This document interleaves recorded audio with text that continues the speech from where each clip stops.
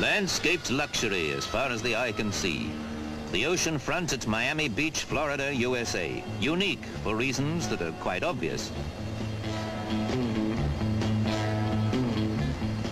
Modern America, the dream and the reality, all in one place. The Cloverleaf, the Thruway, the intercontinental jet that brings the subtropical world of Florida just a few hours away from anywhere.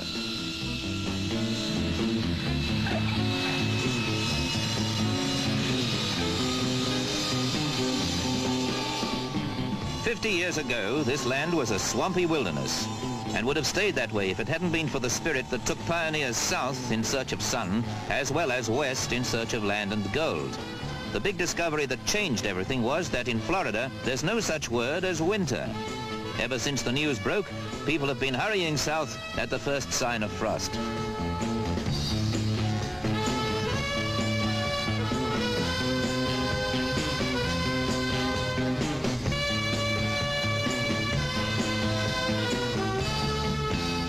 Miami Beach's Collins Avenue is part of a 7-mile-long strip of hotels, enough of them to stay in a room with a different view of the ocean every night of the year.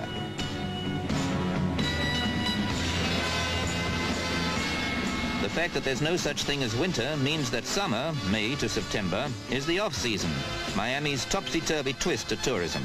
In summer, the prices go down, although the temperature goes up a little.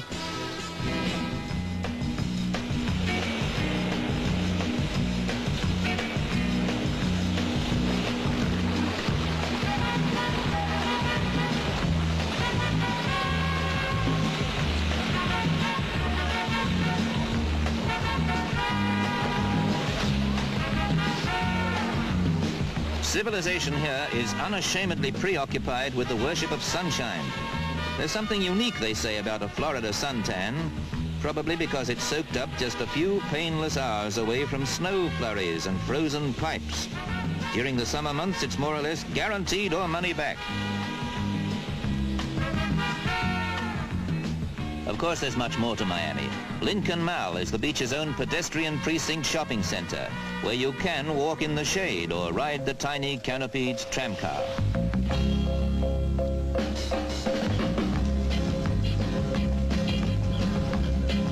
Sooner or later, even the most avid sunbather leaves the beach and takes a trip by monorail round the famous Seaquarium, a sea circus aquarium with an all-day action-packed program.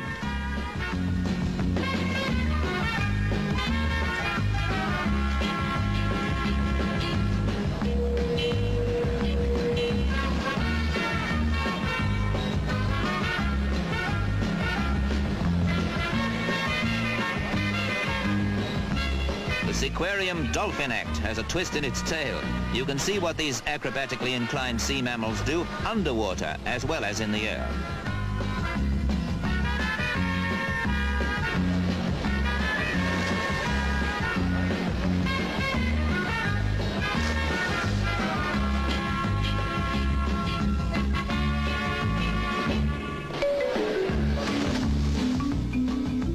Even dolphins seem amused by their own antics.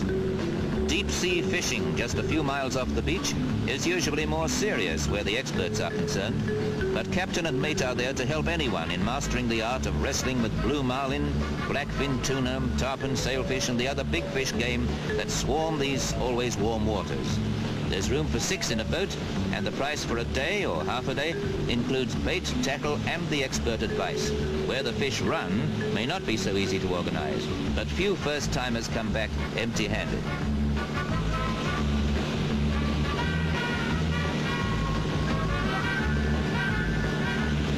Once on the trail of the mysteries of the deep, most visitors to Florida feel bound to take the Seaway Road to Key West.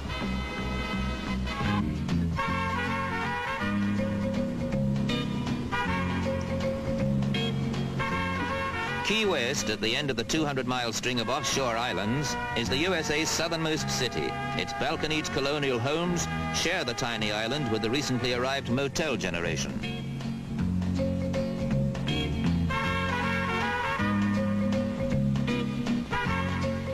Key West was bought from the Spanish in 1821 and was, at one time, Florida's richest town when Miami was a struggling hamlet.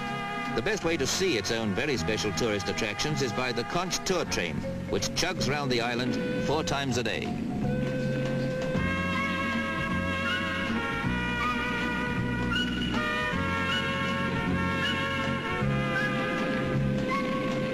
The hotels may be fairly new to Key West, but the seafaring tradition is well established.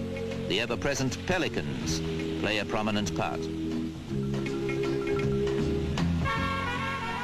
Key West is the last of Florida's keys, for the time being, because these islands are always growing around the ever-marching roots of the mangrove trees.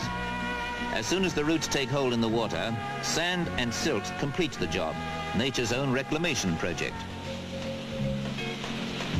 After sunshine, the mangrove is Florida's most persistent emblem, most prolific in the watery wilderness of the Everglades. At Royal Palm Hammock, in the midst of the Everglades National Park, you can take a boardwalk stroll through jungle teeming with natural life.